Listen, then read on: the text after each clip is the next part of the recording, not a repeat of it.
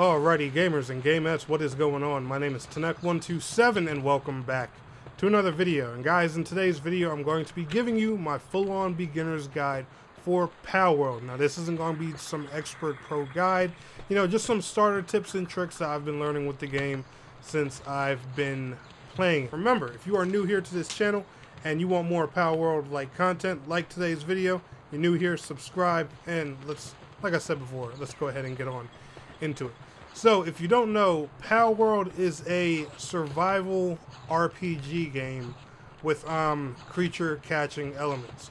So I'm going to round this up and make it easy for you. Pretend Minecraft and Pokemon had a baby with really cute, thick waifu characters.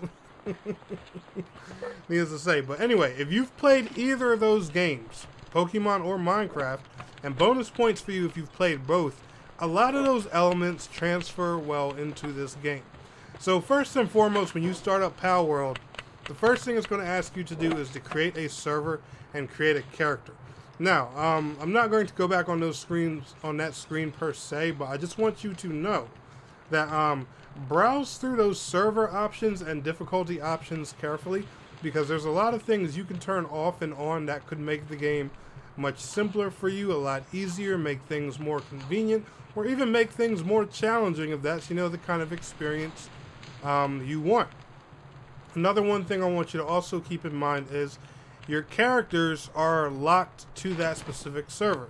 So if your friend starts a server and you make a character in his server, you're not going to be able to take that character and bring it into your own game. And, you know, vice versa, same for your friends. If you start a server and you have your character in your own server, you're going to have to play your character in your own server, and if your friend makes a character on your server, they're going to have to, you know, wait till you're on to play that server. At least that's how it's working on the Xbox versions right now. I do know the Steam version has dedicated servers, and I think Xbox is supposed to be getting that eventually. So in the future, you know, for when that changes, you know, if that feature is here by the time you're watching this video, do forgive me, but that's currently how the game is. So when you first start the game, the first thing I'm going to want you to do is go into your UI. You're also going to have a tutorial here right on this top right hand corner. Follow this tutorial. The main reason I want you to follow it is because not only does it teach you little easy things about the game, and it's a very simplistic, not a very great tutorial, one reason I'm making this guide, but a lot of things in this tutorial do give you bonus experience points. Now, because the tutorial isn't great, the XP is good, so at the very least, go get the bonus XP that's in there. But you're going to see several sections here on your screen. You have your inventory, your party, which is consisted of you and your pals, not other players, just so you know. It's just you, and your party is your pals, aka your Pokemon, you know, whatever you'd like to call them. Technology, these are your technology points, your technology section. Everything you have here that's highlighted, you can craft. Now, technology is going to work just like skill points in a typical RPG. Every single time you level up in Palworld, you're going to get some technology points, and you're going to get some skill points. I'm going to scroll over here so you guys can see. Let's talk about skill points here first. At the bottom right hand of the screen, you have your health, stamina, attack, defense, work speed, and weight. Every time you level up, you're going to get some skill points where you can increase one of those attributes. Increasing your health, pretty self-explanatory, you got more health. Stamina, it's going to let you climb longer, swim longer, run longer, beat on stuff longer, you know, whatever takes stamina. Your attack, you're going to do more damage.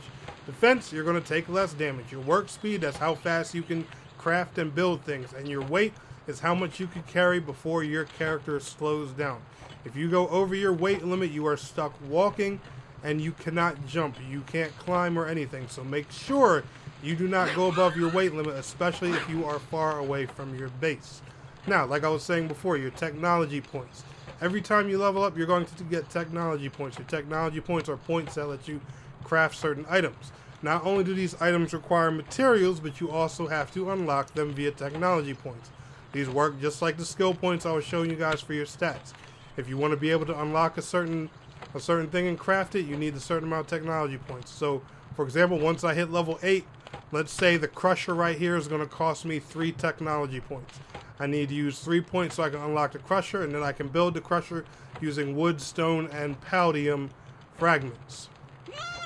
Your PAL deck, this is pretty self-explanatory. If you've ever played a Pokemon game, this is just like your Pokedex. It's going to tell you all about, you know, the different PALs you've encountered and stuff like that. As you catch them, they're going to be highlighted in color, and you'll be able to look at different details and information on them and stuff like that, and different things that they can drop.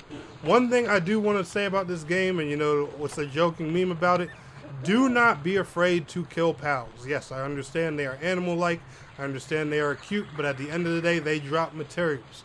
Materials you need for all kinds of different items and crafting and stuff like that in the game. Smoke those PALs. You see some cute little dude out there spraying light up, you hit him upside the head with a baseball bat, and don't ask no questions about it. Especially if you have one already. Go kill that boy. I know it sounds bad, but I'm being realistic. That's how this game goes. All right, a lot of the PALs will drop materials you need, and that's crafting materials. Some will even drop you materials to make food. For example, there are little PALs that look like chickens. Guess what? You can cook that chicken. So guess what I'm gonna do? I'm a black dude, so I'm gonna go make that chicken. What did he say? Oh man, I know I'm gonna get a dislike somewhere for that racial joke. Anyway, all right. So one of the first basic things you want to start doing in Palworld is you want to get yourself some really basic materials. Some of the basic materials you see here on me right now. You want to get yourself a stone axe, a wooden club, a stone pickaxe, and most likely a bow, as well as a cloth outfit. You're going to notice that when you first start in the game, you're not naked, but you're wearing, like, you know, a very skimpy outfit that's just composed of, like, you know, rags and stuff like that, and you can freeze at night. Once you make this cloth outfit, you are good. You no longer have to worry about freezing at night. The first basic outfit of the game will keep you from freezing. What you want to do is, to get a cloth outfit, you want to go and kill a PAL out here that's called a lamball. It looks like a sheep. Unfortunately, I don't see any around right now that I can exactly point you to, but you can't miss them. They're everywhere. They come in tons, and if you catch 5 of them, guess what? That's your first quest for bonus XP. But like I said, the one thing you want to start doing in this game, honestly, is just like the way you would probably start off in something like Minecraft or any other game. Literally walk around punching trees and stone. That's all you want to do. You just want to build yourself up some materials. I got an axe right now. That's what I'm using. But, you know, trees are going to drop you wood, and they're going to drop you fiber. Those are, guess what, 2 items there that you need to make a bow. That's literally the 2 things needed to make a bow. Just go around punching trees and punching stone. Now, punching them is not going to hurt your character. It's going to use stamina. But because you're punching them, you're going to get less of the material. So you guys see how, like, when I start hitting a tree here, for example, you guys notice I'm getting wood with every swing. When you punch a tree, you're going to get wood like every other swing or every 2 swings or something like that. So you're still going to get the material, you're just going to get less of it.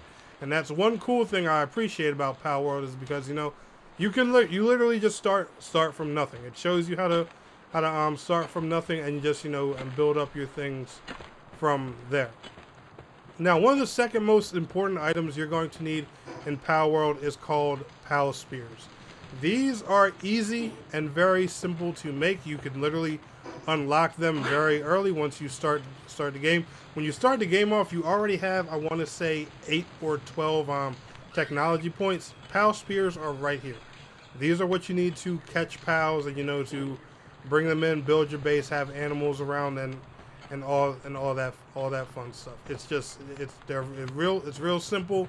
You know, you don't have to go through hell and high water to get them. One thing I do also want you guys to keep in mind, these 2 items right here, you should probably build right at the start a crafting bench and a repair bench, because just like all survival games, everything in here can be broken, can be damaged. That includes your armor, your shields, your weapons and stuff like that. They all need to be, you know, repaired and stuff over time. And they don't cost very many materials to repair. Like, for example, I'll go ahead and try repairing, like, my stone axe right here. As you guys can see, it costs me 1 piece of wood and 1 piece of stone to bring its durability back up to max. It's not expensive at all. They are actually very gracious with the materials in this game. Now, secondly, when it comes to PALs, I'm going to give you guys a recommendation for one of the first PALs I think you should catch. and this is probably, you know, one of my biggest tips throughout this video. Say hello to my buddy here called Fox Sparks. Now, you're going to have to explore a little bit to find this cute little guy, but he's a nice little fox with fire on him. And the reason being I think you should catch this guy is because he comes in handy for a lot of things. Not only, as you can see right there, does he light torches on his own and stuff like that, but he helps you cook. He helps you cook faster. And because he's on fire, literally, he provides you with light. And when it gets dark in Palworld, it gets seriously dark. I'm talking can't see level dark. And you know, when you have him with you, he literally lights up your way the whole way. And guess what? Not to mention, also, if you have him with you, and God forbid you're still cold for some reason, guess what? He's fire. He also provides heat.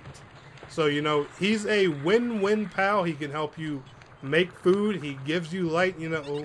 He can help keep you warm and all kinds of, you know, sheltering stuff. He's literally a pocket shelter. You know, why would you not want to not want to have that, you know, handy? He's just, you know, one of my biggest recommendations for a first pal you can catch. Now, obviously, you know, you're going to want to go after the lamp balls and other things like that, so, you know, you can build your clothing and everything. But the Fox Sparks, he is a no-brainer pal that you should definitely start off with. When you first jump in the game, I'm not going to lie, you're probably going to see a crap ton of Cativas, you know, these little cat-looking guys, and lamp balls and the chicken-looking ones. I can't think of their names for some reason, forgive me. You're going to see them everywhere, but if you just, you know, explore around a little bit, you will find Fox Sparks laying around. They're a bit feisty. They can be hard to kill at low levels, or hard, you know, to knock down and catch. But, you know, it's really simple. And speaking of pals, we'll go ahead and do a little, you know, just sample battle, you know, before we wrap up the video here. But catching pals, it's real easy. It works the same exact way as you do in Pokemon. Now, when you're probably going to ask, you know, if you're someone who hasn't played Pokemon, well, how do I catch a pal? Well, it's real simple. You want to damage the pal until its health is low, and then you just want to go catch it. As you guys see, this is a lamp ball right here, so I can show you guys one. These are the guys that you want to catch 5 of for the XP bonus, and these guys also give you the materials to make your clothing. I'm going to go ahead and damage him. Hopefully I don't kill him. As you guys can see, his health's down about 1/3. Bring it down to about 2/3. And then I literally just throw my pal spear at him. And, you know, because he's such low level and easy, 100% catch rate, done, boom, you know, whatever. That's real. It's real simple, you know, catching pals isn't a difficult thing. Now, one thing you're going to want to do, obviously, you know, when you try and fight or catch higher level pals, you want to make sure, you know, you're close to level of that pal. Now, me and my son here, for example, we're both level 7s, but he actually caught a level 16 Dinosaur earlier. We jumped it, and he just happened to have a better version of a pal spear at the time called a Mega Spear, which, you know, increased his chances of catching it. We had to wear it down some. It was a tough battle, but he was actually able to catch it. So, you know, catching pals that are higher level than you, it's not impossible, but, you know, I would definitely try and make sure you are either of level or close to them, you know, before you make that attempt. Because, you know, in the end, this game is a survival game, and the last thing you want to do is waste materials. But anyway, guys, if my little guide helped you, or, you know, if I feel like I missed anything for beginners, leave it in the comments below and let me know how I did. Y'all enjoyed today's video? Smash that like button. I'll see y'all on the next one. Peace out. Have a good one.